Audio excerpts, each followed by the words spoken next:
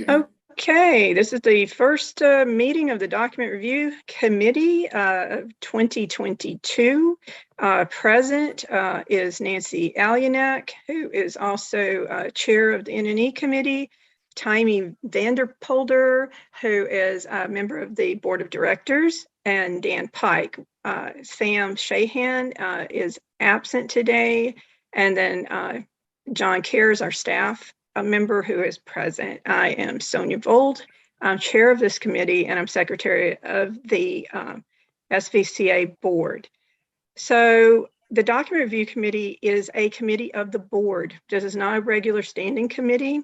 Committee of the board is made up of board directors. We have the same authority as the board, and we don't use it, but we try to act collaboratively and not overstep. But because we're a committee of the board, we can take actions independently of the board. If we see, our job is to make sure that our governing documents are current and that they are reflect the community. And so there's a lot of documents and policies that we needed to have reviewed last year. There were some issues. At the beginning of the year, we had an interim GM and a board director that was the chair. That board director resigned, and the GM did not want to meet with this committee. We had some problems. Nancy and I, basically, if two committee members call a meeting, we're obligated to call a meeting. The chair ignored us throughout that. So then once he was off the board, we got back on track, but by then it was time to ramp up and be ready for the AGM. We had a lot of documentation, like Nancy said, those bylaw changes that were on the last AGM, they came through here, we write them, we work with them, and then we send them to the attorney if it's something that may need to come back to us, but they really didn't need to. Once the attorney worked them, they went straight to the board. But at times there's going to be things that maybe the board did not. Most of the stuff that comes to us is directed by the board, but there may be something that we see, right, that the board doesn't, that we can make the determination that we as a committee want to look at and act on. So that's the difference. But we really try to be respectful of our position because we're board directors. We're just, our fellow board directors are trusting us to kind of oversee those policies and help direct those, memorialize the governance of the association in an accurate way. Hope that explains. So, Taimee, I know if anybody's watching this, that's part of the reason I'm explaining it. But the other reason is just I know you're new to the committee, and a lot of people don't understand that this is not just a regular committee. Do you have any questions or anything? Not at this point. Okay, so basically, are we good to go with agenda item number 1 of new business? Does that sound good to everybody? So one of the things that we need to do is we've got board orientation coming up. There has not been the board manuals, or they're basically not very good at all. The ones that we kind of inherited. So what we want to do, and I apologize because so I can't, John's going to help us with the screen share, and I can't seem to ever get my camera to work. But basically what this board binder is going to do, and this will be an initial, this will grow with us. But the purpose of this binder, we'll do it digitally, but it will also be a real physical binder where each of these sections are broken down because they come in really handy during a board meeting where somebody starts to talk about policy and there's some debate. Can we do that? Can't we do that? When quickly everybody can turn to that and let's read what the bylaws say. Let's read what the policies say, and or if anybody's talking about a particular area, and if we can go in and look at the restrictive covenants of that area. It's a really useful tool to be able to reference quickly during those discussions. Inside that, one of the things, so let's see here. So, John, do you want to pull it up? Let's see. I'm trying to figure out how to do this because some of that, I don't think any of that's confidential. So I think it'll be okay if you just pull it up. So basically, one of the things it'll do, and if you want to click on that governing docs folder. Okay. So first of all, there's at the that one that says the hierarchy of HOA documents. Do you mind opening that? So this actually matters. It's really important because a lot of people, they'll see something in a rule and they think, oh, well, you know, that overrides everything else. It doesn't. This is the hierarchy of our documents. So when you're not sure, you need to start at the, first of all, the law. It's going to be the federal law. Then it's going to be state law. Then it will be the local ordinances and the statutes, et cetera. That governs everything here. We're ruled by the Whatcom County watershed, Lake Whatcom watershed overlay. They, you know, when there's debate about can a builder do this, can a builder do that? Well, what does Whatcom County say? That's actually the ultimate authority, not the association. The association cannot do any, we can't be looser than the county. We don't have the right to override the county. We can be more restrictive on certain things, but we have to be very careful when we do that.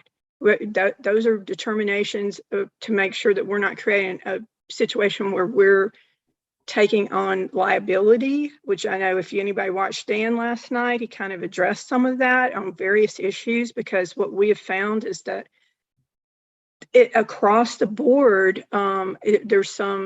there are a lot of things happening that potentially exposes us to risk because these things are not, we're not following proper processes, and they haven't been communicated very well to staff and also the membership.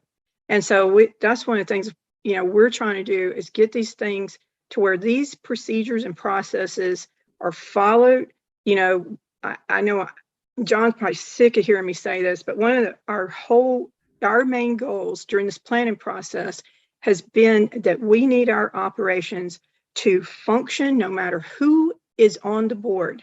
It should not matter who's on the board, what their politics are, or anything else. This association needs to follow best practices and operate well, and not be ruled by politics or a good board or a bad board or anybody's personal agenda or special interest groups. And so that's, first of all, the thing that we want to start, you know, getting that in place, right? We're too big. We bring in too much money.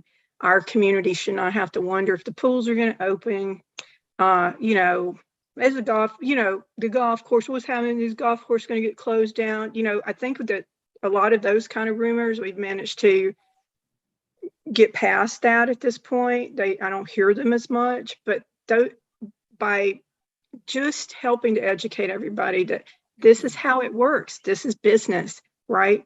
That's what we need to get everybody back to. And some of it is because we have sloppy policies, you know, and that's going to be part of what our job is to do, and to help people to understand how that works. So again, we got the, you know, when you're wondering what we can do, what we can't do, this is the hierarchy. So you're gonna, you know, again, the law overrules everything. Even if we've got something in our bylaws, if the state law changes, if the federal law changes, if Whatcom County changes ordinance and they're in conflict, that's going to rule, not our bylaws, unless it has a statement that will say, what's that line, Nancy? Unless otherwise stated in your governing documents. Right. If it doesn't have that line, then we defer to the law. The second hierarchy, which a lot of people don't realize, is your plat map, because those plat maps contain covenants in each of them that you have to follow. They go with the land. So in some areas, it says different things than other ones. Like where I live, the lots are required to have engineering reports before they can be built on. You know, there has to be a geo testing and everything. So there's different aspects of those recorded documents that we have to look at. The next is the CC&Rs, which is the restrictive covenants. And the restrictive covenants also vary by division. Now they're very similar. The basis of most of them are pretty much the same, but there is some variance in each of those divisions. So you have to be, when you're looking at that, you have to know, what are we talking about? And what do we need to reference, right? Are we talking general, or are we talking about a specific area? And then we need to look at it. For instance, the admin building area, the clubhouse area, that has its own restrictive covenants. The golf course has its own restrictive covenants. The recreation corridor has its own covenants. So, again, we have to look at those when we're making decisions, if we're making determinations on what uses, what's going to go there, etc. The next is Articles of Incorporation. And that's going to explain what our purpose is. So we can't direct any funds that conflict with our purpose or our mission. So it's very important that we remember that. And a lot of people don't understand it, but our purpose is pretty broad in that sense. But again, it's important to know that we cannot move money that conflicts in any way with the Articles of Incorporation. Then you have the bylaws. The bylaws, are set, and they can't be changed without a 3/4 vote of the membership.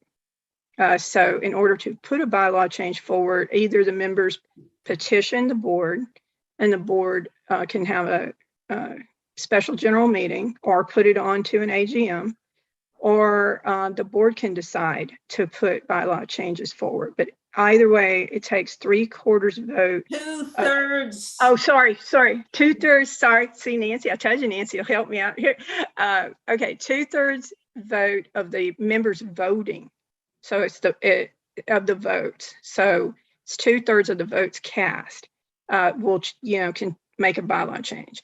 Then after that is the rules and regs and the resolutions, those resolutions that the board makes, and the rules and regs that come out, supporting ACC, policies and things like that. So thank you, John. Okay, so if you guys, do you want to take a peek at what each of these are? So let's see here. John, do you want to open that content list back up? So if you want to click on let's say, for instance, the restrictive cut. Well, let's start with the RCWs, which this one doesn't. I actually didn't put all the RCWs. Oh, wait, it didn't go. Never mind. So the RCWs, and I'll link that up. They're, so basically the RCWs would be the HOA Act and the Nonprofit Act, but there's also portions of the WCIOA 6490 that we're governed under, and that impacts our budgeting and how we do our budget and the voting on the budget. There are elements of 23B, which is the Corporate Business Act, that we're also governed under. So we were reformed under 2304, and 2304 is the Nonprofit Act. Nonprofit Act's been completely redone this year. It was supposed to just be updated, but there's been some significant changes, and so that impacts some of what we're doing. And so we're going to, as we move along, we'll have to review some of our policies, and that's one of the reasons I was hesitating on the charter, is because there is some new committee laws that we're going to have to follow. So that's the RCWs. And then if you want to, look at the restrictive covenants, and we don't have to look at all of them, but it'll just kind of, so if you click on, and I added a few other things in here, but as you can see, this thing, I put the Byron chart just because it actually is significant, but some of this stuff actually, some of this talks about quick claim deed for the airport and the campground. I put it under here. It's not exactly a restrictive covenant. What that is that at some point in late 80s, a previous board had our attorney quit claim that property out of, and so now it basically changed it from being held in trust for the benefit of the members. It's no longer held in trust for the benefit of the members. You know, that's something that we need to review, because you know, I don't think that those assets should be controlled by whoever's sitting on the board and has control of the board. Those are significant assets of this association, and they should be for the benefit of the members. They should not be allowed to be directed by somebody that wants to do a 99-year lease for $1, which is what has happened in some of those cases. Is that's the conversation. So that's why that's included in there. These are things that we really we need to understand. There's additional things, and even again, they don't technically fall under restrictive covenants, but the Beaver Creek Dam is in there because that's something that the county has actually paid for repairs over time with Beaver Creek. And some of this is just one piece of it. The Beaver Creek Dam is over at that near that Marigold location where the county's coming in and doing like $750,000 worth of work.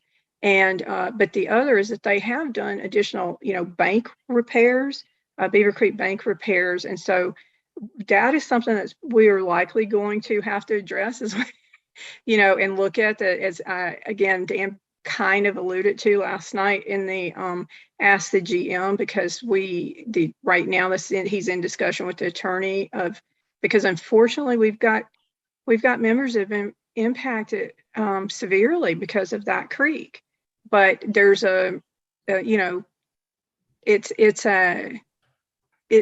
water is considered the common enemy, and this was a 100-year flood, but we have to make sure that we protect the association, and we also need to hold people, if we can, accountable for the help that our members need, right? And so those are the things that Dan's going to help us with, because he's got some of those relationships that he can kind of help, get them to start paying attention to this association. We are a huge tax base for the county, and we deserve more attention than what we're getting right now. But again, I think a lot of our members don't realize how much the county has actually had their hands out here. Same with Lake Whatcom Water and Sewer. And so it's important that we actually get something in exchange for that. So then if you want to just, John, if you don't mind going back up and just clicking at the top, I think it'll say it says surveys. So some of those actually are like plat maps and stuff, but it'll say let's say if you click on let's see, go to Area Y, for instance. Area Y is that area that is at the corner of Lake Louise and Lake Whatcom Boulevard. So this explains the plat. And then if you scroll down, it's also going to have what I was referencing, that where there actually is some writing in there that kind of explains this is when I was saying about the plat map, this particular one's had a few incarnations because Sudden Valley does own all of Area Y at this time. It was divided into 3 pieces, but we actually own all of that. The restrictive covenants allows for a certain number of condos to be built there. And those are the lots that if you listen to Joel, when he talks about lots available for sale, that's what he's talking about. He's talking about the number of condo units that could be built at Area Y. So, okay. So now we'll just go back out of there. But, that's something for you guys to kind of peruse. And so if you don't mind, John, just taking it back to that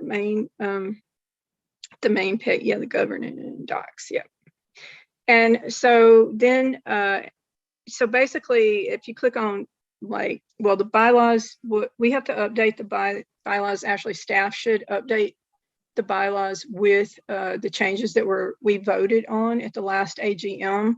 That hasn't happened yet. We need them to actually do that. So what this will do is put the bylaws into that folder so that we can reference the this has the last year's bylaws. The reason I put 2014 is just so you can see the changes between 2014 and 2021, because there was some pretty significant changes in some areas, but then again, and then we had the vote last year that we'll need to update on that. And but I just think it's good for us to look back. Let's make sure, one thing that went on last year is there'd been a lot of changes in the one section that governs our budgeting. And so we had the attorney, because some of the bylaw changes we were putting forward, again, touched in that area. And so we had the attorney review the whole thing because there had been multiple changes over the years to that one section. So a few things came up in there that we weren't anticipating, made a little more work for all of us, but anyway, but I think we've corrected, we made all the changes. The community supported those changes overwhelmingly. And so we're back on track as far as that section, except for one piece, which is, you know what, John, I am going to ask you to open that up if you don't mind. The 2021 bylaws, where it says 2021 bylaws. Nancy, what's the title on that? Is it section, the one where it's got the, so if you scroll down, John, you're going to see something that's got red highlight on it.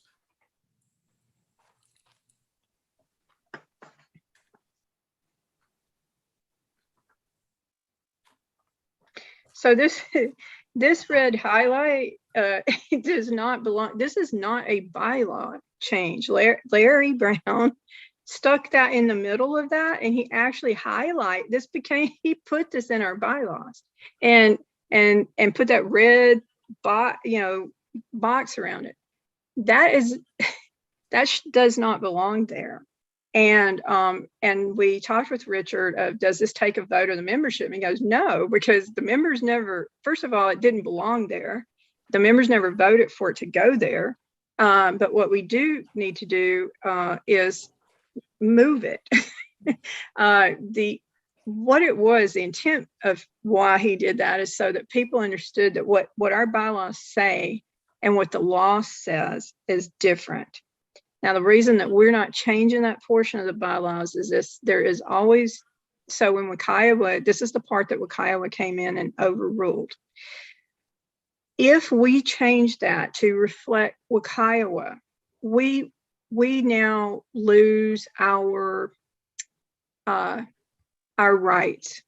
We then basically, there will never be a chance to have them actually remove pre-existing HOAs from that law. We will be locked into that forever.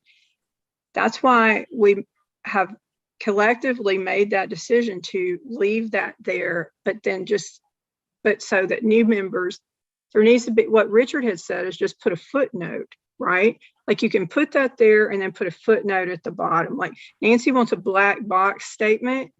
Yes. Richard, yeah. It's a warning. That's what you put on minutes. And so there's a way to do that where it doesn't look like it's actually a bylaw. And so we just need to move that out, like I said, yeah, put it as a statement so that members understand why there is a conflict between state law and that and what that says, so that people don't think that's how our votes work.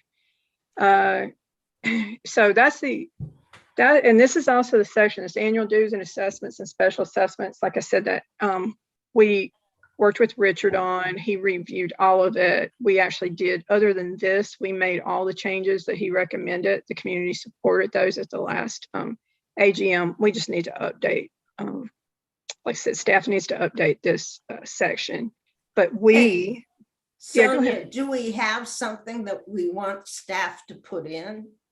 Because instead of quoting that law, which is as clear as mud, because people will read it and won't know what it says. Well, so I'm actually talking about two different things. So one is the staff needs to just make the corrections that the AG, like the updates that was voted on at the, yeah. So that's one thing. And then the second thing, because it's not on our agenda today, but the second thing is then we can we can do that, and then we can make a strong recommendation to the board of how we want to make that change. I think that's the way to do that. Does that sound fair? Okay. Did you have a question, Tiny? No. Oh, okay. I'm sorry. I thought I heard somebody say something. Okay. All right. So we can go back out of that, and let's just peek at that and just see real quick. Do you click on the governing documents, John, if you don't mind? I think I pretty much covered all that. Yeah. So yeah. Well, so if you don't mind, now I said that, and then I'm gonna say, we click on the policies too as well. So this is all of our current policies, and these policies need to be reviewed. Every one of them need to be reviewed. And but these are the current policies. Now, one of the things, and now I'm skipping off around on the agenda here.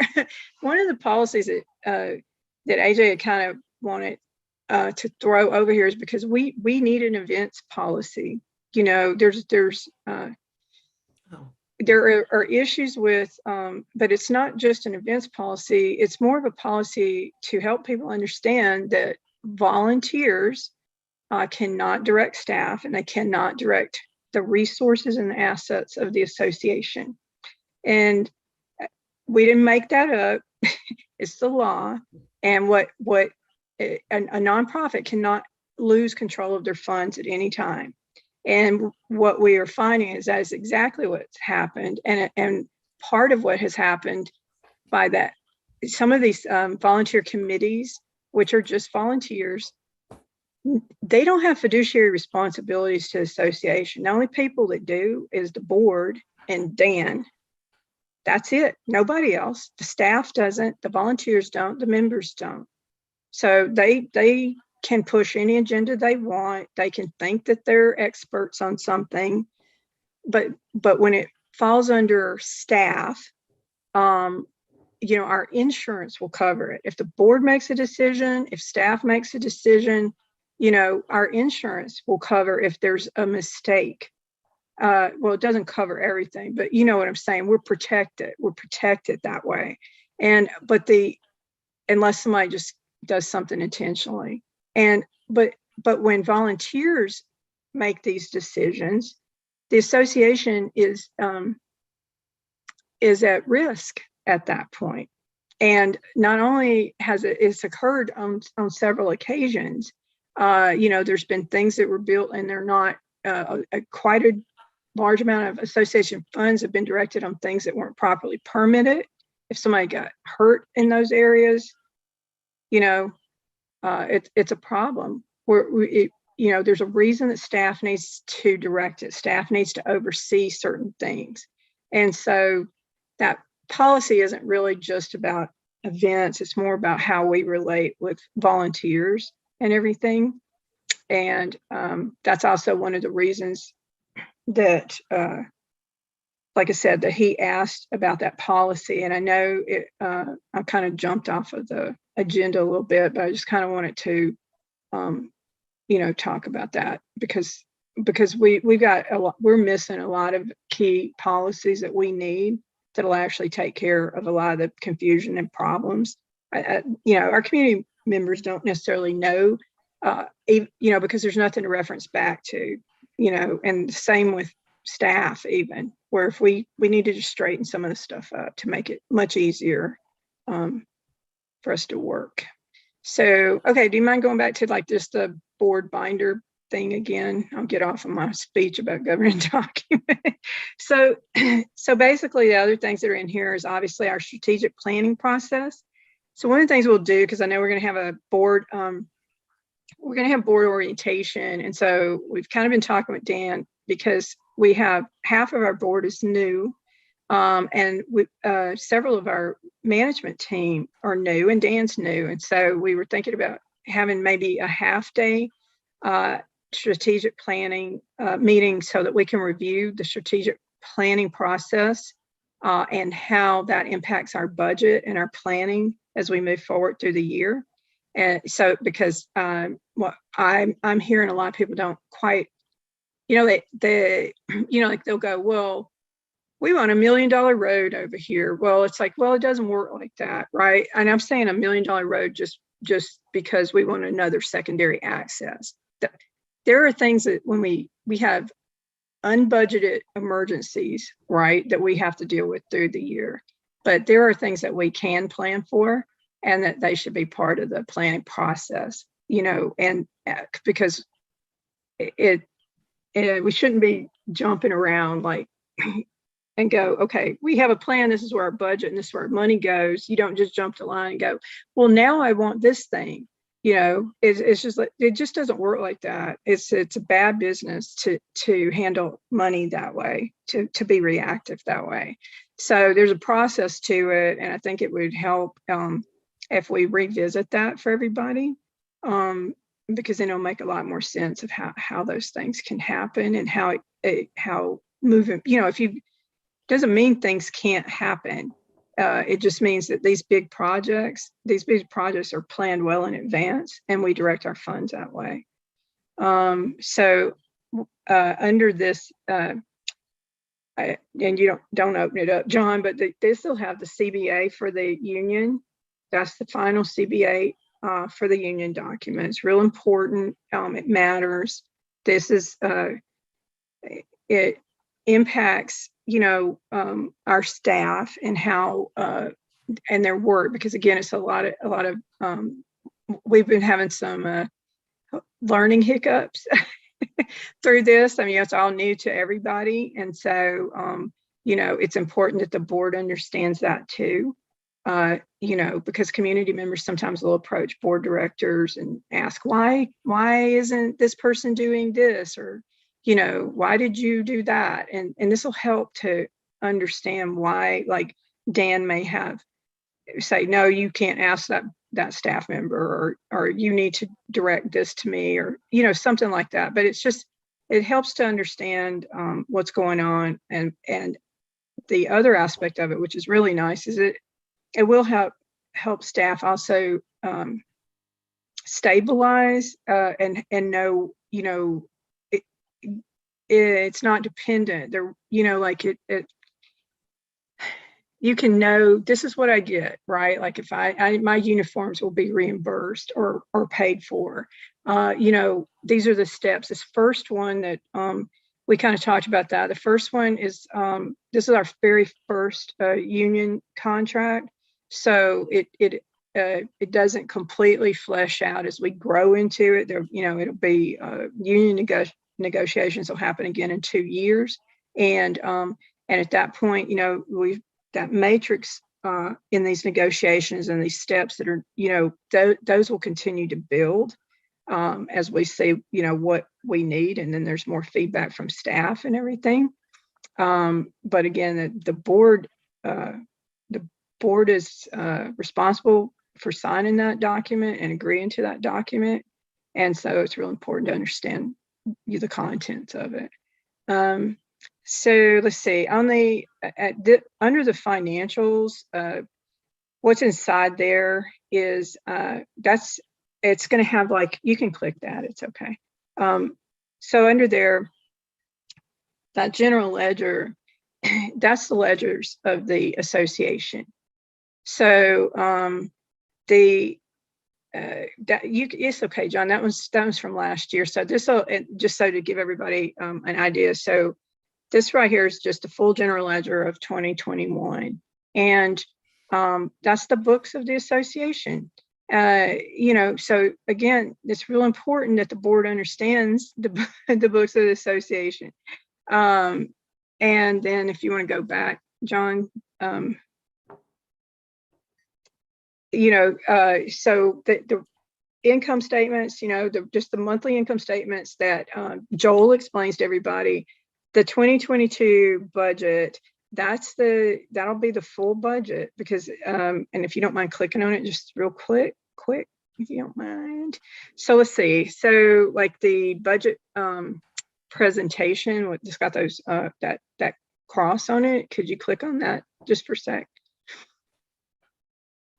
So this just you can just scroll through it, but this was our budget presentation at the budget town hall.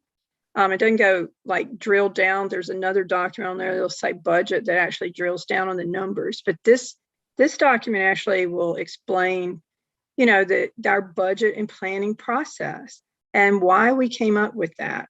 The Long Range Planning Committee, made that determination that we needed to start having our budget actually, we needed a planning process. The budget needs to reflect the strategic priorities that have been identified. And the goal is to work on a 3-year cycle of, these planning processes. This right here just talks about our income sources and everything. It gives a little background on that. And then, as you can see, these are the income and revenue and just the breakdown by department, which is really good and important to know because I don't know, some of you probably hear the things about, the reason it says, this is talking about revenue, 73% of the non-dues revenue came from golf. And then if you go to the next page, this talks about what your dues pay for. Well, if you look over here, last year, our dues didn't pay for golf. We didn't, this is what our dues paid for, and you can see, but golf paid for itself last year. The marina also pays for itself. We actually profit from the marina every year. Golf is kind of iffy. It's changed, right? Because of the because of the COVID, they've brought, golf's turning a pretty big profit right now. But basically our dues did not pay for golf. And I can tell you, even based on the capital, last year, that even covered the capital expenditures for golf last year. And this year's going to be a little bit different because of the bridge, the golf course bridge. Yeah, but we'll see where that goes. Golf is, we've talked with Brian, they're talking about doing fundraisers and the golf club helping to contribute, towards that bridge and everything. And I'm hoping that we can get some community events going that'll, get everybody involved and out there on the course. I mean, it's really nice. It's nice. It's if you've ever walked it, it's really actually very nice. And I think it'd be great to get members out there and actually enjoying that area, even if you're not a golfer, and everything. So anyways, this is kind of the overview. And then John, if you don't just mind just scrolling down to where it'll talk about it'll have, so this talks about linking the budget with our strategy, right? Because we developed this through the long range planning originally through our survey. And then last year through our strategic planning, we worked with the management team and also key staff to kind of develop, what the community priorities were. And because again, what's a strategy if you don't actually implement it, right? So, okay, and if you don't mind, so these are our strategic priorities: sustainability, and it gives, it kind of explains one of the things in here where you see these bullet points. If you look at this one, but if you look into the budget, it also tells you this. These are the things that actually go under those strategic priorities. How are we spending our money to do that thing? And so you'll see like culvert and bridge inspection under sustainability, dealing with the stormwater, the fast response for unforeseen drainage issues. We've already pretty much that's exactly what happened with the flood, right? Like those things matter. They impact the sustainability of this community. We have seen lots of infrastructure damage from the flooding, roads, shoulders being damaged. That's why if you've seen streamlined gravel out there and Bayside working on those culverts is because the reason they're out there quickly after that flooding is because it's damaging our roads, which is expensive. So we want a sustainable community. And so we need to start taking care of these things, right? And so these particular items here is part of making us a sustainable community that interacts in the watershed environment where we're situated. The next is just the other strategic priorities, collaboration. I put defibrillator because it was a joke and apparently nobody got it, but I was saying, I said we're a collaborative community and our members are its heart and soul. And so I put a defibrillator and I swear nobody got that it was a joke.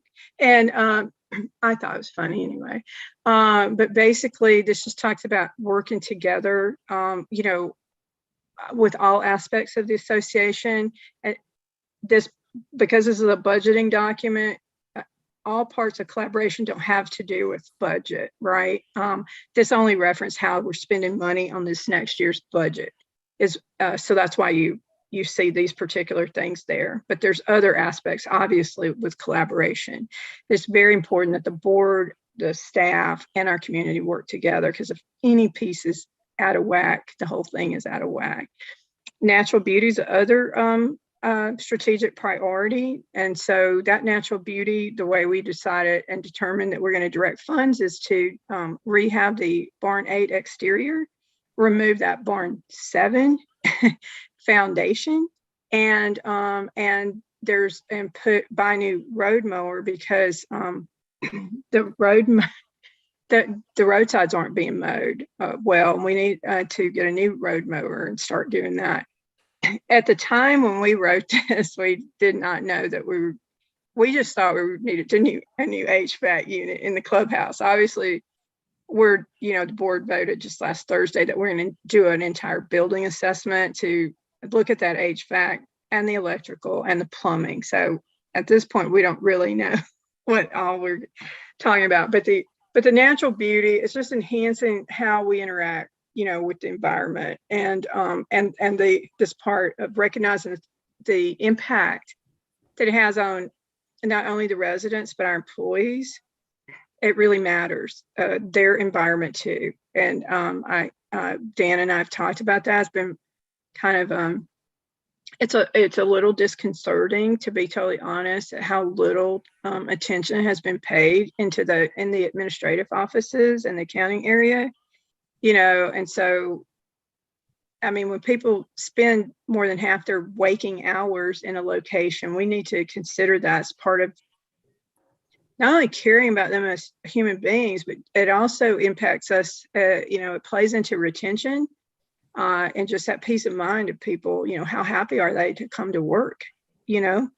And so those are things we've focused on. And then rec.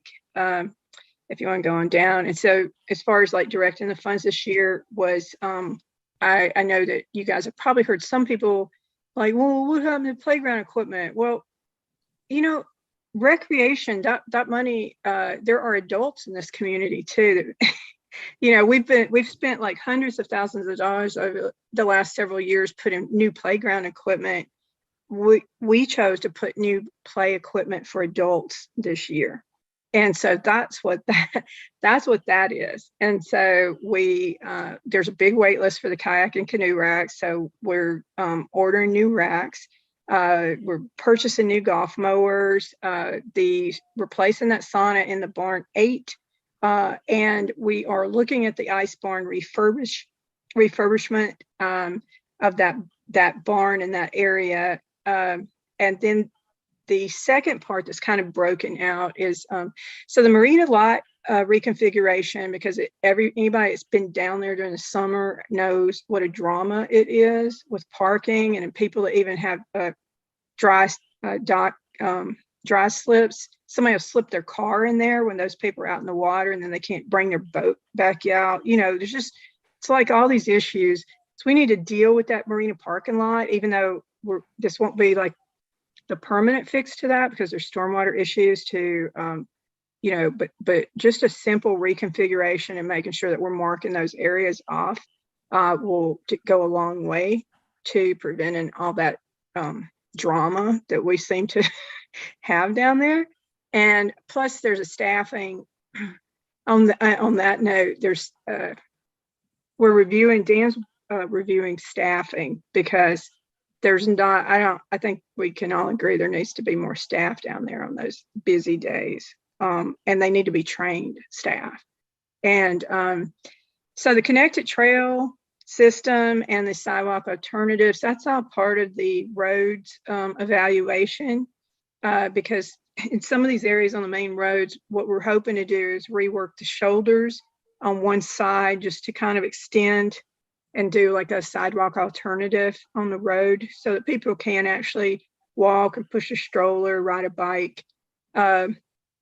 There's other areas it's just not appropriate. And in that sense, then we're talking about, we do have a somewhat of a trail system, but what this is talking about is similar to what you see in Bellingham.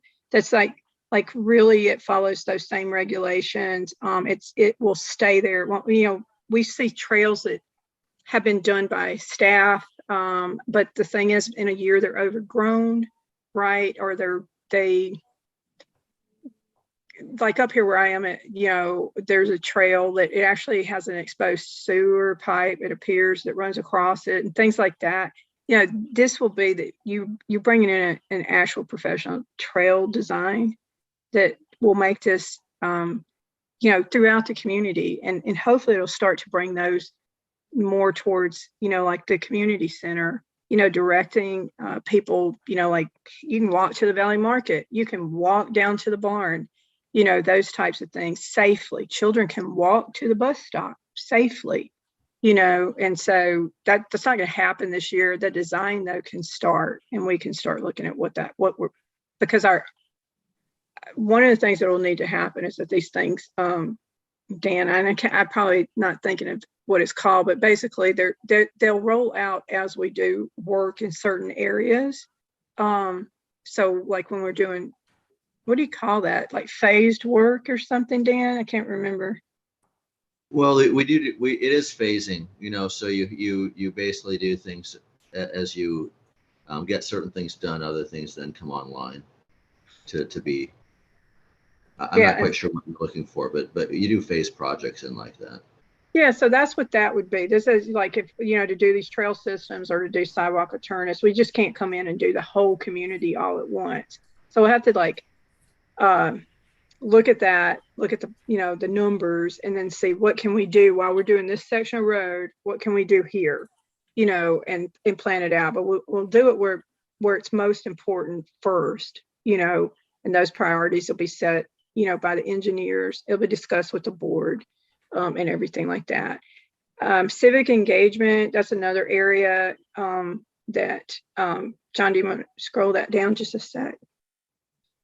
So the reason, Tommy, I'm just going through this because these are important pieces that the board, especially newer board directors, this is just a presentation. You actually will have the budget, the 2022 budget in there, but it kind of matters to know why, because some people ask, well, why aren't we spending money on this, this latest fire du jour, and there's a reason for that. And we need to get back into doing these things to where because every time we chase a fire, it takes our attention away from actually taking care of the business that we have planned, and we just need to get back to doing it, like I said, best practices.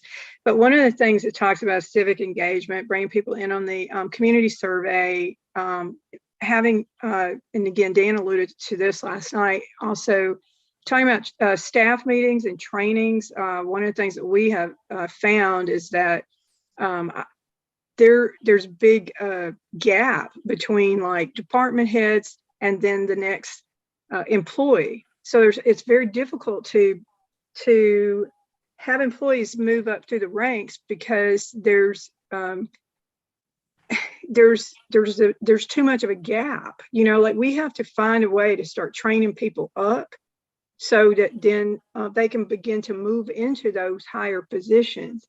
And so that's one of the things that Dan's going to focus on this year too, is to kind of really start the succession planning to be sure that we're always looking back, right? Like, so we have the department head, who's the next in line, who's the next in line. So we're always training each of those steps so that we don't have, so if something happens to anybody, including Dan Pike, including, like if something happens, there's always somebody there to step in and be able to take over so it's seamless to the rest of the community.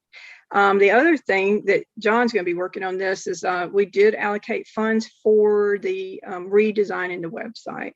So that, so that's something that's going to happen this year. There is also money allocated to I forgot what it's called, like a community, like I don't remember, like we need something that, gosh, I can't remember what that's called, like where the community can actually interact with that website. So when they have requests and everything like that, that it's actually going into a system, it's tracked. I'm sorry, I'm just kind of blanking on what that's called, but it's a piece of software that needs to interact with our website. And that'll then allow, like, let's say you say, oh, I've got YC water going across the road. Well, you can go on that website rather than just calling. Go on the website, you enter it, it'll track it. You'll get a notification as it moves along in the stages, and then whatever happened about it.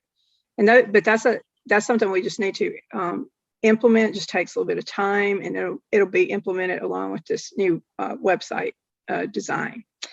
So the other is just the quality of life, and which is we were talking about redoing the fire suppression in Barn 8 because right now you can't have events that serve alcohol without that. And but there's we've been talking with the engineer, whatever we do at Barn 6, it will have fire suppression. This is something we'll have to kind of weigh out when we talk about with the board once we have all these numbers, but he seems to think it may be more beneficial to just, if you're going to have those types of events, then you would have them in the other facility. If you need an events center that wants to serve alcohol, then we maybe want to not do that in the barn, have it over into the ice barn. That might be more cost efficient because with Barn 8, you're retrofitting it. So that's something to discuss, but we did allocate funds for that. We know that there needs to be plumbing system repairs. We did allocate funds for the clubhouse plumbing system repair. We didn't expect it to, I don't think any of us expected it to be what it is, but we did allocate some funds. Hopefully we'll stay within that money we already did, but it is what it is. And then we are working with Whatcom County, as you guys already know, and basically it just talks about livability, and that really is about making sure that we're budgeting correctly, that we're being fiscally responsible, that our reserves are strong, that we are never overspending, and that, so that's one of the things that as we move along, we probably want to think about putting policies in place to ensure that, that we are always our reserves are always in the positive. I mean, right now what happens is, like with SURF, there's like a $600,000 carryover and then on roads a $500,000 carryover. But it's a suggestion more than anything. And I don't want to say it's a suggestion, but the reality is ideally it would be more than that. We got inflation and everything. So it's something that we might want to consider, that we want to be sure that we are always operating in the black, and that we can always see X amount, increase in the reserves every year, whatever that is, even if it's, 5% or something. So, and then of course, diversity and inclusiveness, which it is, we've got a multi-generational group of residents. We have to focus on everybody. And I think that's one thing we heard last year. A lot of older residents are really unhappy and feel like that they are being marginalized. And that's something that we really need to think about and focus on. So there's my big spiel on the budget and why it's important that it's included in the board binder. The rest of it, I could probably run through pretty quick, I hope. So if you don't mind, just going back to the board binder. So on the operations, underneath that thing is actually, these are all of the plans that exist. And I'm sure there's some more, but this bottom one, see, the county actually has plans. And I know, Tammy, we've talked about that. And, I think during the candidate forum, because there are emergency plans in place. We do not need to overrule those emergency plans. What we need to do is complement those emergency plans. the fire department and the Department of Emergency Management actually already have plans for us if something happens. Just like when we had the flood event, we had to coordinate with them. Even when we had homeowners where water was coming into their home and they want it out. And what we were told is do not let them leave Sudden Valley, because they were doing so many water rescues. They did not want people leaving the community, and so we take our direction from them. It's not the other way around. And so we need to be very careful about how we coordinate. That's something that we've been talking, and now Dan also is talking with the fire chief, about, because they already have a kind of a plan for, Southern Court and how they deal with Southern Court because of it gets almost impassable during icy conditions. So these are the things that are already in place and that kind of impact various pieces of decision. And then I just threw like the community center handbook in there. So any other that kind of stuff, we can throw in there, but it's just operational, and that actually impacts, various elements of the operation. Okay, I'm gonna go back to the board binder. So the rest of it's kind of self-explanatory. The maps are very interesting to me. I don't know if you like maps, but I do. But anyway, those maps are just, it'll tell you the mailbox clusters, the street addresses, the division lot numbers, the org chart. If you want to click on that just real quick. And I put it in a binder because it needs an explanation, but you can just click on it and then see the picture of it. So the org chart actually, it's very important because as you can see at the top there is the Sudden Valley Community Association membership. That is actually who directs everything through the board of directors, through their elected board of directors. The board of directors chooses the executive committee to represent them. It's just it's an easier way. It's impossible to have 9 people communicating to the GM. Primarily, it's the board president. Sudden Valley is structured in a way that the board president is the CEO. It's in the governing document. So he is the CEO of this association. The GM has the power that the board gives him through policy, but through the state law and through our governing documents, the board has the ultimate authority of everything with the association. We're not able or allowed to actually relinquish that authority in any way. All we can do is designate a certain manager, like the GM, to handle certain of those duties. So you have to be very careful how that's worded, and because again, you can't give authority away. All you can do is ask this person to handle certain duties and responsibilities. On this chart, we don't, as you know, have an operations manager or a deputy GM right now. We're searching for that person. Again, referencing back to succession planning, that hopefully would be the person that's training. He's going to be handling, day-to-day operations along with Dan and hopefully the projects, and but also training under Dan to then be the next. I shouldn't say he, they, she. They'll be training under Dan to hopefully be the next GM. And so that's this person. That's why you see that Dan touches all these people, these circles here: accounting manager, maintenance manager. All of those. That's our management team. That's the team that supports him, right? Those are like his trusted confidants that he's going to depend on to run this association. And that's why you also see the operations manager, because these people are going to work very, very closely with each other. That's that inner circle, and we've empowered them in a way that they haven't previously been. They participated in the process, as you guys know, of picking our, hiring Dan, because we felt like it was important. They're the ones that are needed to deal with the GM on a day-to-day basis. We see a GM in a different light than the people that actually have to work with them on a day-to-day basis. So it's real important that they have a very active and safe way to participate. One of the things that we found after, because of the way everything happened last year, it kind of forced us to have to spend more time with these managers. And what we found is a lot of them didn't feel safe to speak up over issues because their job, they could lose their job because the GM had so much power over those managers.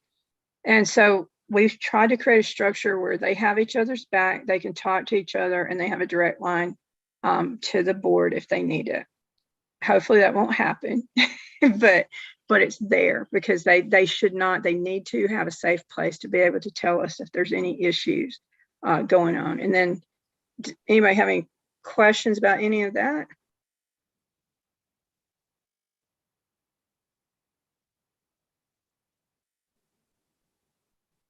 Nope. Okay. Okay. So then let's see here. Go back. So the other is just, if you don't mind scrolling next, oh yeah, guidance for the board. If you want to click on that. So, like some of this, if you want, let's see, open up the Roberts rules, John. So these are kind of some cheat sheets. So this is going to be the board director's binder. So you can add anything you want in that binder if you need to reference something. And if you're like me, I need a cheat sheet because Nancy always has to tell me I'm doing something wrong over there. So I put this in here. I'm going to leave that to Nancy to kind of review, but I do feel like we need something like this because sometimes we have issues in the board meeting where we don't know, like, it's like, what do we, does this need a second? What's the next step? Are we talking now? Are we, are we taking a vote? Are we calling it? And so it just kind of helps, I think, to the flow if we all kind of understand it. If there's some other document that you guys have or you think that might be better than that, but I just think we do need a simple cheat sheet, for lack of a better word, on Robert's rules. You don't have to know today, but if you want to think about it, we can. What do you think?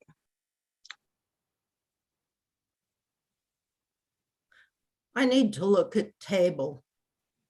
Okay. Well, like I said, it doesn't have to be this one. Okay. Yeah. Just something. I mean, do you agree that we need something like that in there? Okay. All right. So, okay, we can go back out of that. And then let's see, the others get guidance for the board. So the other is like email do's and don'ts. There's an ongoing confusion about what you can and can't do in email. You cannot hold a meeting in an email. And so you can talk at board. The problem is that our directors, like that, you can say you can talk at your other director. Let's say you want to give some information, you can do that. They can't talk back. See, like if you're saying blah, blah, blah, because there's a problem, because then we start to run into that territory of we're now holding a meeting in email. And so this kind of helps outline, what you can and can't do inside the board email. Now, it doesn't mean that you can't email. You can email individual board directors and you can say, I want to put this forward, and they may say, okay, or something. Well, they're not supposed to say okay, but you can do that. You can talk to them, but you can't go around the board and try to get the board to reach consensus prior to a board meeting. So no matter what you want to, that was actually like, I know that was one of the conversations that came up because I've seen this happen a few times where somebody says, can we all agree? Over something as simple as putting something on the agenda, right? You go, can we all agree? No, we can't. We can't all agree. And even that, unfortunately, what you can do is get a second, which is what, in a recent event, a board director wanted something on the agenda. If someone seconds it, it can go on the agenda. That's all it takes is somebody else say, I'm good with that, right? But you do, that's it. Nobody else should say anything at that point. However, if nobody seconds it, if nobody says anything, it basically dies right there. So that's kind of how that works. But this just kind of lays some of that out of what you can and can't do inside board email, because it can be considered that you're holding a meeting of the board, an unnoticed meeting of the board, if that makes sense. So you have any questions on that one, Tammy? Well, yeah, I mean, it's just like, it's all part of COVID and the Zoom thing. Like, if you can't email and you can't get together and talk, and as soon as you're talking on a Zoom meeting, now it's being recorded, it's impossible to bring up anything. Like, how do you do it? I know. It's been kind of frustrating for me too. So Dan, I'm gonna see if I can get Dan back in the conversation. Hey, Dan, so what we're talking about is there's an issue about, we cannot talk inside, talking inside board email is the same as if we were talking in a board meeting. That's correct. It's called a serial conversation when you do that. Yeah. So what Tammy was asking is, so because of everything being on Zoom, et cetera, and we don't actually, there's no time, like we never have an opportunity to just have like, I don't know, a work session. I know the previous board a long time ago, a few years ago, they were holding work sessions, but then there was some controversy about that. I don't know how we're able to have a conversation. What she's saying is, how do we have a conversation? Right. Well, so the way you have conversation. So first of all, you can have conversations with a less than quorum group of the board. So for example, I'm going to use this city of Bellingham because that's what I'm familiar with how they work around some of these issues. And the attorney there was very clear that you can't, in fact, make decisions in these meetings. But you can, for example, have committees that meet and talk about specific information and bring it out. But you can't, the committee itself has to still record information and things like that if they're making a decision. But if all they're doing is bringing forward information as sort of a subcommittee of the board. So, say you've got 3 people on a committee, they can meet because it's not going to be a quorum of the board, even if they all voted as a block. So they can meet and not have to notice it as a meeting or whatever if it's just an informal meeting. And so first of all, I should preface this by saying this is my understanding. It's always good to run things by Richard or an attorney that is familiar with the laws around this, because they're some of the consequences for messing up are significant. Right. But the bottom line is you can have, for example, one-on-one conversations, either intentional or otherwise. But what you can't do, and you kind of alluded to it earlier, Sonia, you can't have it where somebody says, "Yeah, we'll both vote in favor of this." You can't say something like that, even if it's just 2 of you, because basically you're coming to a decision. But what you can do, I mean, you can sometimes things will be clear, like you can talk about things that you need to do and whether they be better or worse for the organization's finances or whatever. You can talk about those things. You just can't come to a decision and say, okay, when this moves forward, I'm going to support it. I mean, it can be a situation where it's obvious what you're going to do. You just can't explicitly say that's what you're going to do, because to do that, you're crossing the threshold, and suddenly it becomes a prohibited activity if it's not in a public setting. Does that make sense? So really what you need to do is, I think probably what you should do is put together working groups. I mean, your working groups are basically committees that are subsets of the board that are less than a quorum of the board. So a quorum of the board is 50% plus 1. So as long as the working groups are less than that, and you're bringing information forward, but not identifying or agreeing on a decision about that information, other than bringing that information forward for the entire board to consider in a public setting, then you can do it. And I think that's kind of what you need to be. That would be my recommendation for how you address some of these issues about how do you have conversations when there's this prohibition about making decisions in private. You just have to be very disciplined about not making a decision. Yeah, I can agree with the working groups if it's I guess what I'm a little I feel like I think her question is a little bit I think that would be more that might be more applicable when we like okay we're let's say let's use the mailboxes for example. There's a couple people that want to focus on the mailboxes, then yeah, you can have a working group. But I think if I'm understanding correctly, Nancy, I'll hurry and then you can. But if I'm understanding correctly, just more like how do we even talk about anything? Like how can we even like just brainstorm and stuff like that? I mean, like do it seems to me that maybe we should ask, and then I'm going to defer to Nancy. I was going to say maybe we should ask Richard if there's a way for us to just have it. Yeah, go ahead, Nancy. Yeah, as a non-voting member, I don't count towards your quorum. That's correct. And neither does Keith, the ACC chair, count towards, because he is also a non-voting member. So if you see 11 faces up there, no, it's only 9 of them that count. So a quorum is 5 voting directors. The other thing is the county has this little like short course on public meetings that you have to take and get a cute little certificate out of if you want to be on any of those county committees or commissions or whatever you call it. I had to take it to get on the Lake Whatcom Stormwater Utility Service Area Committee. And it's an online thing, and I'll bet I still have it. I mean, I still have the PDF of the questions and all that. I don't know why I can't send it. I think send it, and Yeah, I think it's. Yeah. It's public. It's public data. No, I think it would be good, but I think I'm still thinking.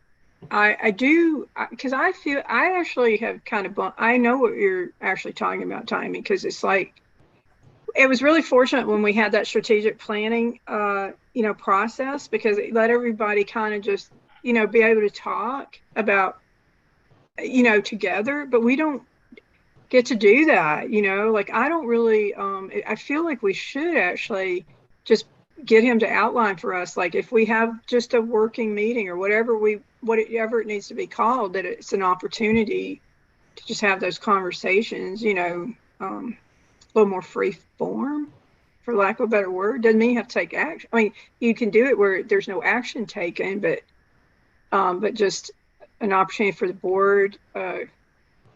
Maybe do it every quarter. I'm looking at me, I'm like making stuff up. So I'm thinking like, because even in the planning process, right, things change. Like we have the big planning process for the year and the budgeting, but things change, like you can start to say, well, this is an emerging issue, for instance. And now we give an opportunity, because there's a whole process about getting things on the agenda and everything. And it's really difficult. Also, one of the problems is, board directors last year, like would want to put things forward, but there's only so much capacity, like it's like, yeah, well, our staff already has all this other stuff on their plate, and we already have all this other stuff, and so we've really been working hard to try to put a planning process in place that'll start to show how those things actually go onto the agenda, so that they go on in a more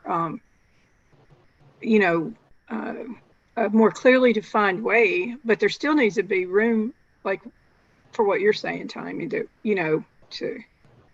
Yeah, if you have an idea, there's no at this point. There's really no way to bring it up, because you bring it, you do an email. Well, you're not supposed to do an email. So I guess like maybe the other question I would have is, in light of the fact that we're going to be losing our mask mandates as of the 21st, and things are opening up. COVID is, we've got lots of people getting it, but it's not it's becoming more like a cold. The death rates are going down. Everybody's getting together. Does going back to in-person meetings solve some of that, where you can? No, because we're still under those same, because when you have an actual board meeting, you still have to follow the agenda. And But how do you get so, something on the agenda then? If well, can't- you can, well, it's just like like when you put something forward, you say, I want to get this on the agenda. Like I said, if you do it, somebody has to second it, even if you want it, you know, and so a lot of times people are like, I'm not going to be here 4 hours. You know what I'm saying? That's why I'm thinking maybe we should actually ask about doing like a working meeting, for lack of a better word, that would allow that and take it out of the time slot of the actual board meeting, you know. I think we just need Richard's input maybe on that. I don't know. What do you think, Nancy? Small board rules are really conducive to being able to have discussions, and small board threshold is 12 people. So the board is under that. I mean, less. So you Well, could look at small board rules for the board of directors. Well, The committees. The only committee that's oversized is Parks and Trails last year because they wanted to be. I don't think they understood what they were asking for when they went that large, but yeah, you know, that's why they couldn't function too. And then they got mad at us. It's like, you can't function without a board director. It doesn't work like that. and they couldn't ever put together a quorum because they were Right. so darn big. Right. But like I said, they didn't understand what they were asking at that So point. I think that if we do something like that, okay, I will talk to AJ.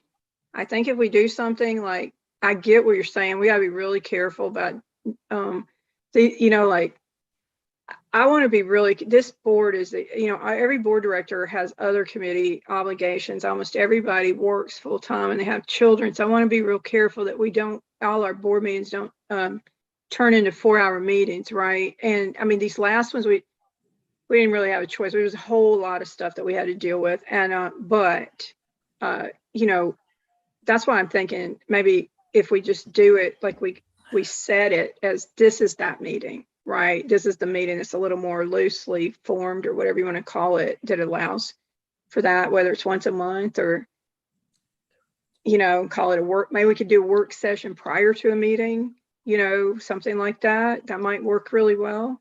But we just have to get Richard's okay on that, I think. Are you shaking your head, Nancy, or are you just? No, I'm trying to remember what it said on that little course thing I took, which was really good. I'm not being derogatory to what the county put together, and I'm glad I had to do it. But I just need to remember if I saved it and where I have it on my. Okay, so do I need to make a motion, or can we just all agree that we're going to work towards trying to figure that out? Because I don't disagree. You know, I do think there needs to be a little bit, there needs to be some space for that. And we just need to figure out how the best way to do it so it's not disruptive of a regular board meeting, so we can get back to just, you know, moving the business forward, you know, at the board meetings, but also then allow, it doesn't, let me be real clear. It doesn't mean you can't discuss the agenda items, but again, I think what we're addressing is those things that aren't on the agenda and, you know, and the ideas. So I don't know the answer of the best way to do that. So I think we'll just, I'll talk with AJ and then we can get some input, I think, from the attorney to figure out how we can do that without breaking the Open Meetings Act and everything. What do you think, Dan? No, that's fine. I was just.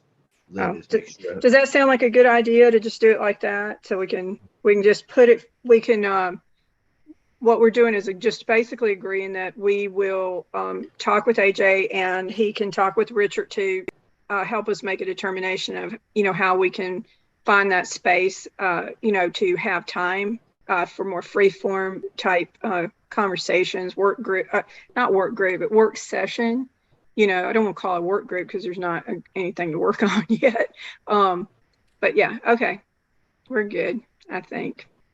Okay, John, we agree, right? Right. Okay. Right. All right, good. All right, John, do you want to? Yeah, I saw. Me too. So John's probably asleep over there. So John, can you, I think we're almost done, believe it or not. So then if you want to pop back out and then and just go back into that.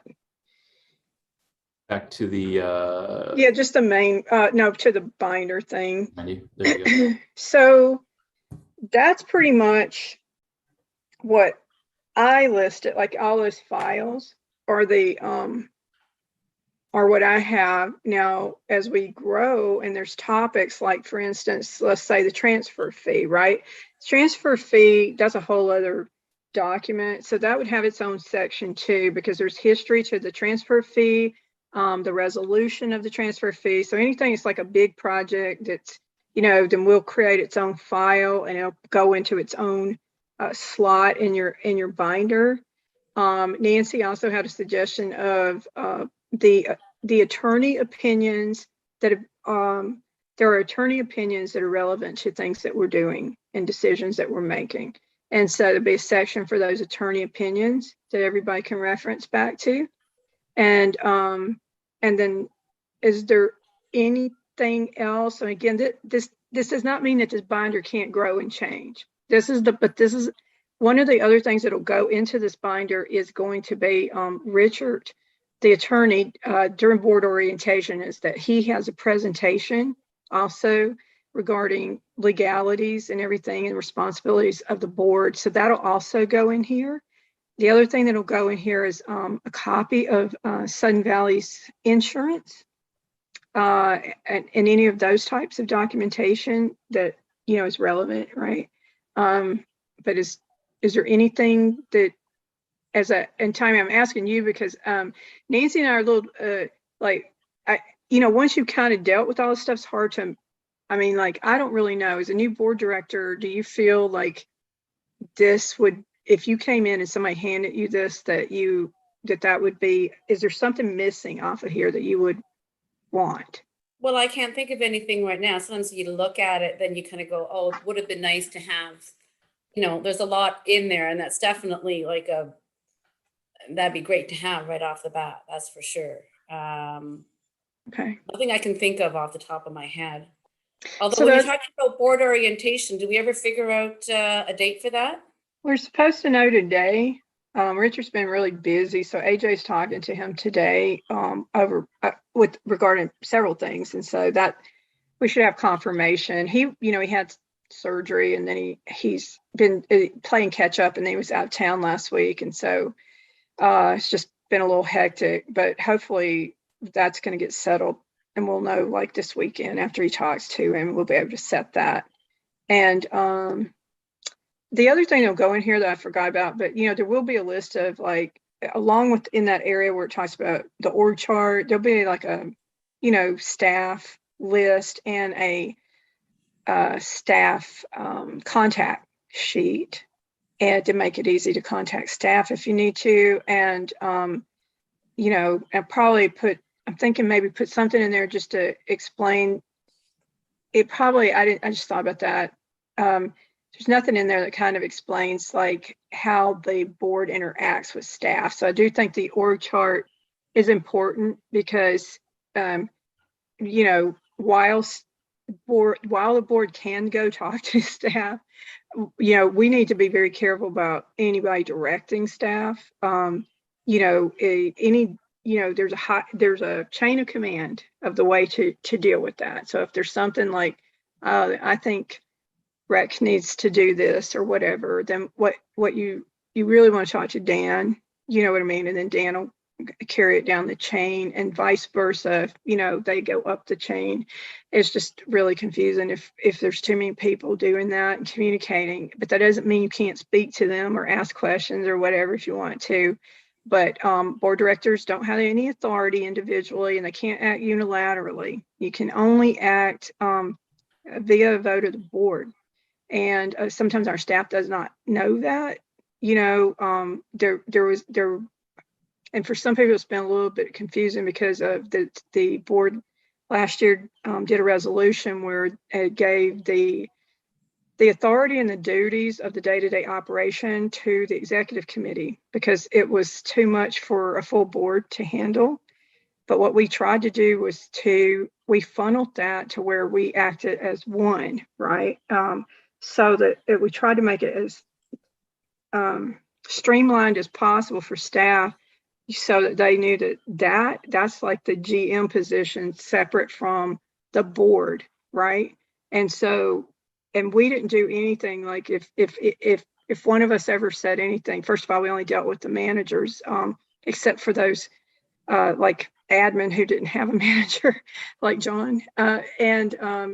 But we dealt with the managers, and if there was any directive given, it was something that was a vote of the full executive team. Before that ever happened, nobody could do anything unilaterally. And but what we tried to do was to make it as streamlined as possible, so that when the GM came in, then it's that transfer of power, right? It's like, we've been doing these jobs, anything that said executive team, right, as far as staff goes, that's the duties and responsibilities that transferred, that are the GM obligations. So we've tried to communicate that way, and I hope we weren't always successful, but I hope we were pretty much successful, I think. But I know it's been a little confusing about how are they doing that. It's because we have the authority of the board to act as the GM on the day-to-day operations,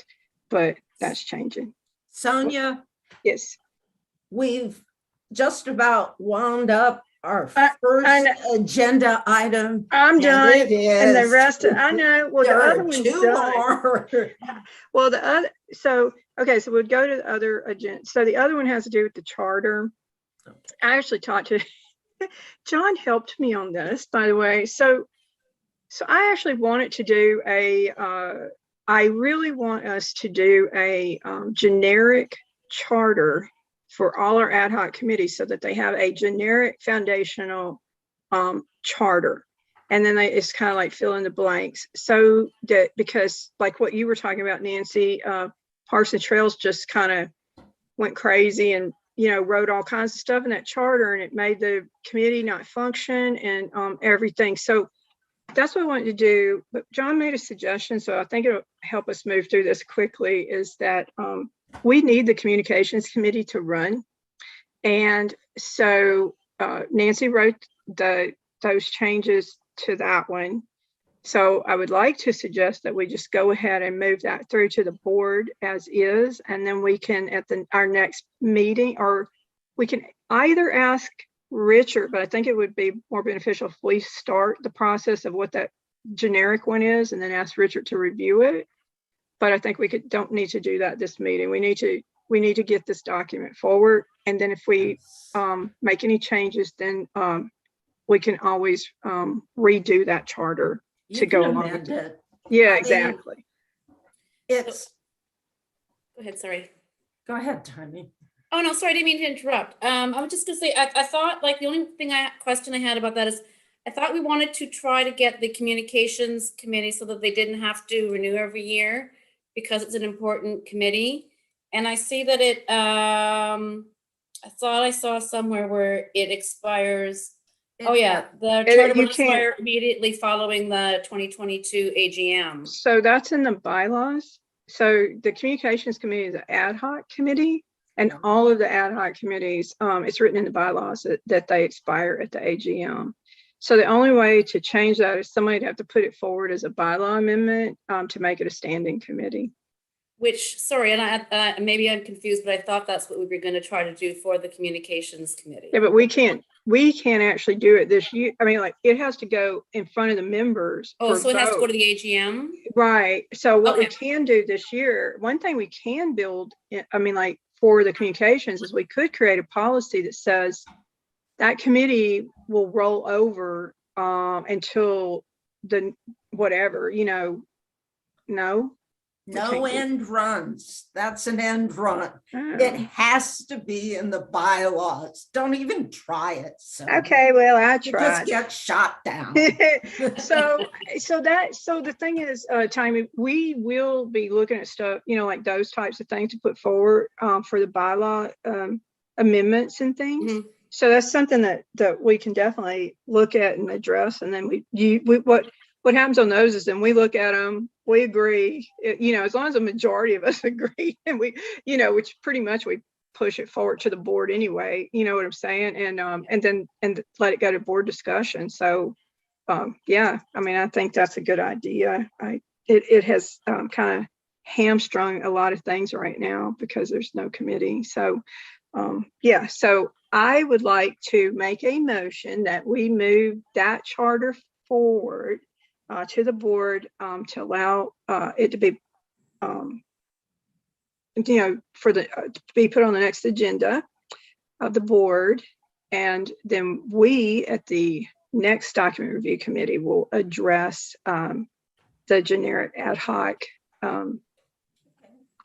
committee template. How about that? Does that sound like a good motion? It works for me. I second that one. Okay. All right. Yeah. All right. That's So we're good. all right. So see there, we got through that really good, Nancy. John actually helped because I was like, oh man, I don't know what. Yeah. So John made a really good suggestion. I'm glad he did. We need to actually vote We do. Okay. to make it official to send it to the So- board. So all in favor? Aye. Okay. It passes unanimously. Okay.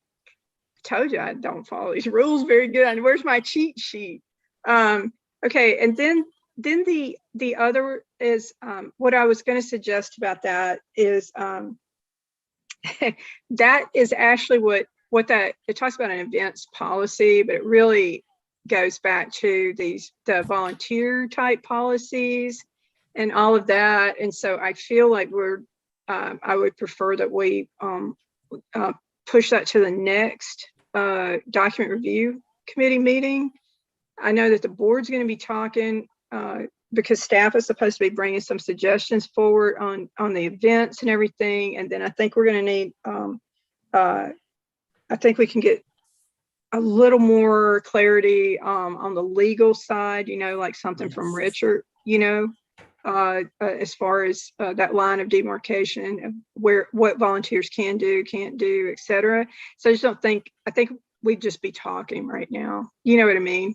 So I feel like I'd feel better if we just wait till the next meeting and then we kind of address those policies. Does that sound good? That works. okay, we're having discussion because there's something I want to bring up about Okay. access as a nonprofit. Because if we start, say, letting groups rent our space, we have to be careful not to discriminate against groups. So what do we do if, I'll give you something tacky, the Nazi groups want, or, you know, think of something really offensive, Mhm. wants to rent our space and have a rally. They're a political group. Just because we brought in the Republicans or the Democrats, where can we draw the line? Somebody wants to rent our space for a revival, but they're like Oath Keepers or the 3%ers or one of the groups that heavily participated in the January 6th Capitol assault or whatever you want to Know call the it. answers to that, but thank you for complicating this.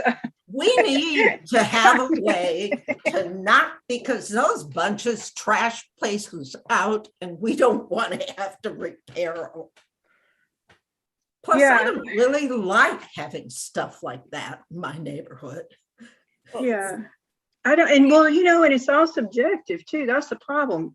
You know, like who makes that decision? I will tell you, even as a member, I've been denied. We tried to rent the barn and we were denied because it was it was during one of the, the SGMs. We wanted to rent the barn to have a meeting and we weren't allowed to have a meeting in any Sudden Valley area. We had to go to the firehouse because we were, that's actually kind of strange to me if you're a community member and you know what I'm saying, that we would let the Republicans or the Democrats rent the, but you know, if somebody has I don't know. I mean, I don't know that. I don't know the answer to that one either, Nancy. I guess. I don't either, and I don't know what we expose ourselves to. But how do you know? people are not going to say, I want to rent your space and I'm a Nazi.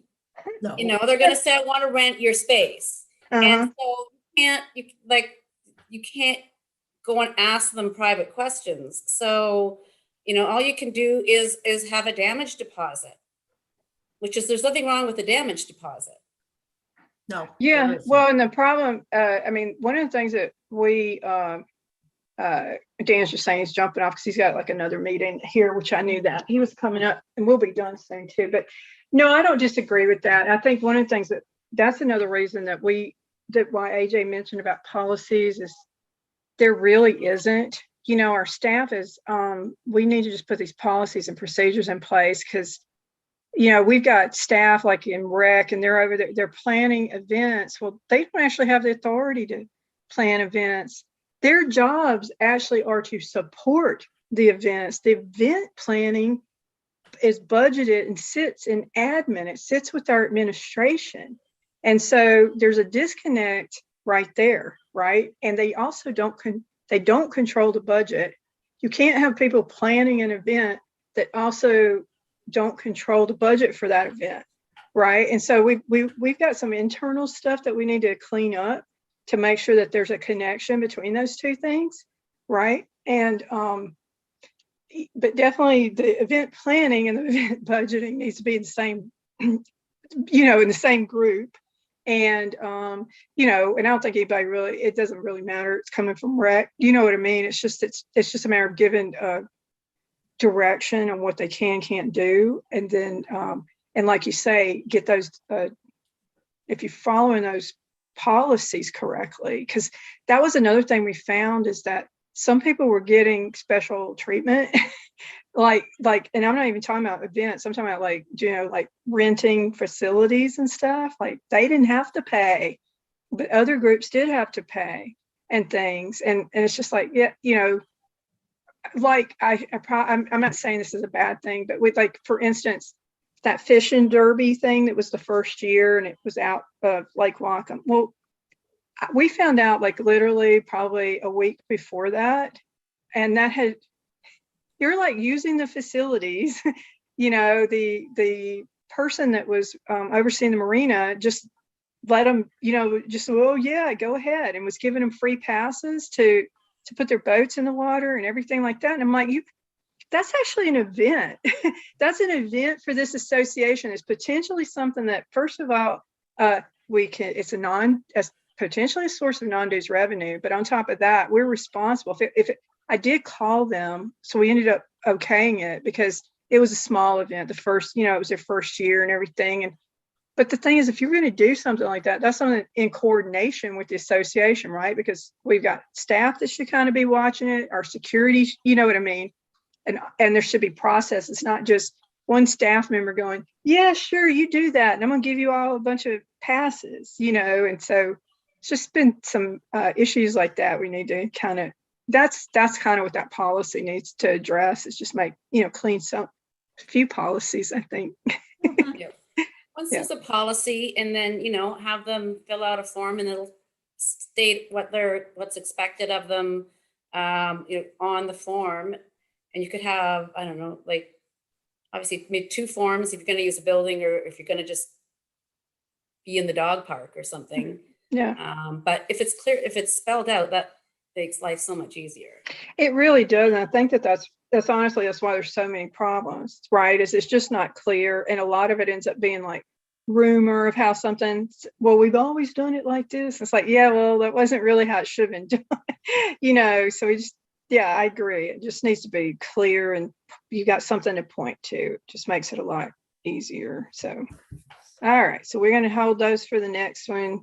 And do you guys, anything else? Do you want me that we need to think about? You want anything you want to add to the next agenda? You can always email it. We don't have to talk about it. I just thought I'd ask. Sonia, the only request I have is that when you find out the date of that board orientation, you email the board. Okay. When AJ makes up his mind Okay. what weekend or what Saturday it's going to be, because I'd like to know sooner rather than later. Okay. All right, if the yep, decision's made. okay. All right, I will do that. And hopefully it'll be today. That's my goal. No promise. Okay, and then, yeah, if there's something else, so for the next meeting, we'll work on the charters and we'll discuss, more of those, that event thing, which I have a feeling after the board meeting, there may be a little more clarity. I didn't quite understand, to be totally honest, what exactly what we were being asked to do. So this will make that, that'll work a little better for me too. So, and if there's something else, because like I said, we have a lot of things, just real quick, I'm gonna hurry up and say it, but we had some carryover from last year that could not be accomplished that we had started working on. And some of it has to do with contracting policies, procurement policies, and also putting our the board policies. As you can see, those policies aren't very, they're not complete. We need more policies, but we basically need the policy binder, a full comprehensive binder of policies for the association, as well as our financial policies, right? So we have basically a comprehensive policy package that to then come back and bring it back to the board of what we're suggesting. Because there, like I said, you can probably look at it real quick and already identify that there's some gaps in those policies. And then some of them seem a little dated too. And so it's just, that's something that we'll be working on this year too. So there you go. All right. All right. Thank you. Thanks, everybody. Motion to adjourn. Oh, yeah. Second. I third it. Okay.